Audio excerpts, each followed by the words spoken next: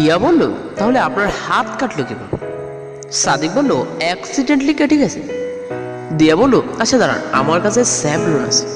সাদিক বলল, থাক থাক, দরকার নেই। স্যাভলনের জায়গায় আবার ইচিং ক্রিম লাগিয়ে দেবেন না তো? দিয়া হেসে বলল, আপনার কি মনে হয় আমি একই ভুল বারবার করব? স্যাভলন আর ইচিং ক্রিম সম্পূর্ণ আলাদা জিনিস, তাই সেরকম কিছু হওয়ারই চান্স নেই। সাদিক হেসে দিল, তারপর বলল, না হলেই বল। সকাল যখন 6:30 কিংবা 7টা, গাড়ি তখন ঢাকায় ঢুকে গেছে। আর এখানেও বৃষ্টির আবাস, জড়ো হাওয়া বইছে চারিদিকে।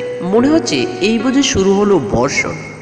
দিয়া জানালা খুলে বাতাসের উপভোগ করতে করতে বলল, ওয়াও, কি সুন্দর লাগছে প্রকৃতির রং। এই চলেন না, আমরা একবার বৃষ্টিতে ভিজি প্লিজ। সাদিক বলল, না দিয়া, এইবার ভিজলে শিওর জ্বর আসবে, তাও দিনের বেলা প্রশ্নই আসে না। দিয়া বলল, রেনকোট আছে তো, পরে নিব, সমস্যা কি? সাদিক বলল, রেনকোট পরে বৃষ্টিতে ভিজে লাভটা কোন? দিয়া বলল, লাভ আছে, তবুও ভালো লাগবে, প্লিজ চলেন না। সাদিক উত্তর না দিয়ে হাসলো। দিয়া বলল, আচ্ছা এখন আমরা কোথায় যাচ্ছি? সাদিক বলল, কোথায় আবার?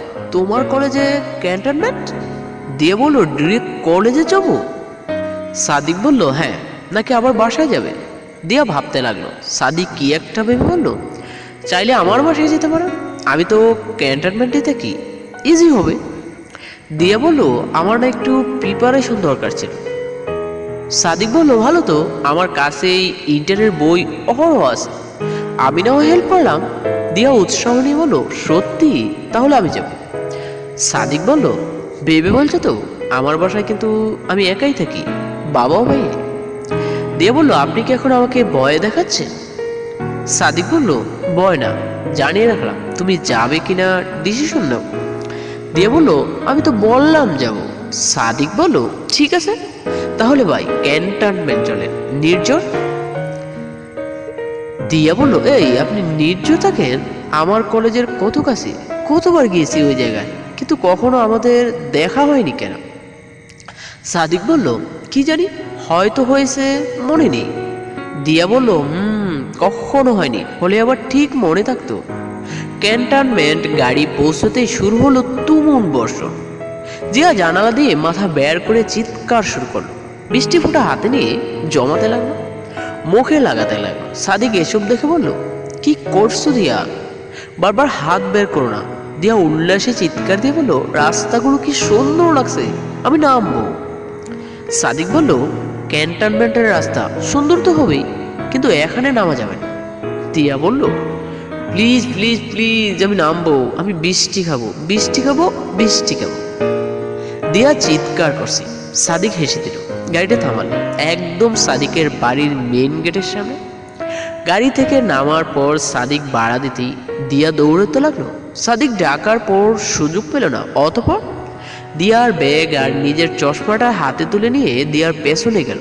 দিয়া এত সুন্দর জায়গা দেখে পাগলের মতো দৌড়াচ্ছে। সামনেই বিশাল একটা লেক, লেকের চারিপাশে কর্পোরেটের মতো ছড়িয়ে আছে সবুজ ঘাস। এই গাছগুলো খুব সুন্দর করে একটা নাম আছে, দিয়ার এই মুহূর্তে নাম মনে পড়ছে না, কিন্তু বায়োলজি প্র্যাকটিক্যালস ক্লাস মাইক্রোসফটে সে গাছটা দেখেছে। অসম্ভব সুন্দর সমতল রাস্তার আঁকাবাঁকা পথ ধরে দৌড়াচ্ছে দিয়া। শরীর ভিজে এতক্ষণে টইটুম্বুর, কারণ রাতে তো অন্ধকারে খোলা রাস্তায় বৃষ্টির সৌন্দর্য দেখেছিল সে, আর এখন দেখছে ভোরের আলোর সাথে বৃষ্টির রং মিলে এক অদ্ভুত সৌন্দর্য। মেঘে ঢাকা আকাশটা ভোরের পরিপূর্ণ আলোটাকে আটকে রেখেছে, এতে প্রাকৃতি যেন এক অন্য নিয়মে সেজেছে, প্রাকৃতির নতুন স্বাদ। এখনো রাস্তায় নীরব, দুধারে দূরত্বে খুব কম,